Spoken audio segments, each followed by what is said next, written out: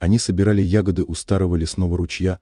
Когда услышали треск веток, сначала подумали, что это олень или кабан.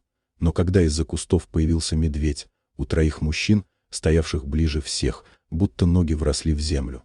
Он не рычал, не размахивал лапами и не бежал, как бывает в новостях про нападение. Он просто вышел медленно, как будто специально к ним. В этот момент в голове у одного из них, Димы, промелькнуло: а вдруг он попал в капкан?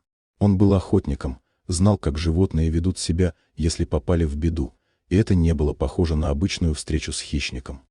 Когда медведь оказался ближе, стало видно, что у него на шее висит огромная опухоль. Она почти касалась земли и покачивалась, как будто внутри что-то двигалось.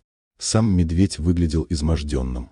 Поникшая голова, сбившаяся шерсть, и в его глазах не было агрессии, только что-то похожее на отчаяние.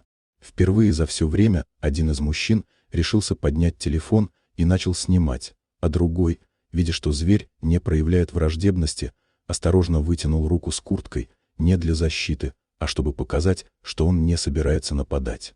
Медведь не отреагировал, просто продолжал стоять.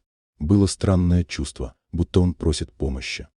Позже, когда на место приехали лесники с ветеринаром, выяснилось, что в шишке был не гной и не опухоль. Внутри обнаружили остатки старого капкана, обвитого вокруг шеи, а под ним глубокую, зараженную рану, в которую попали личинки насекомых. Да, внутри действительно было живое. Медведь все это время пытался найти воду, пищу и хоть кого-то, кто не будет стрелять, а сможет помочь. Когда его увозили на усыпление и лечение, все молчали. Даже самый старший из лесников, 62-летний Петр, который говорил, что видел всякое. Он только вытер глаза и пробормотал: он сам пришел к людям, потому что знал, что один не справится.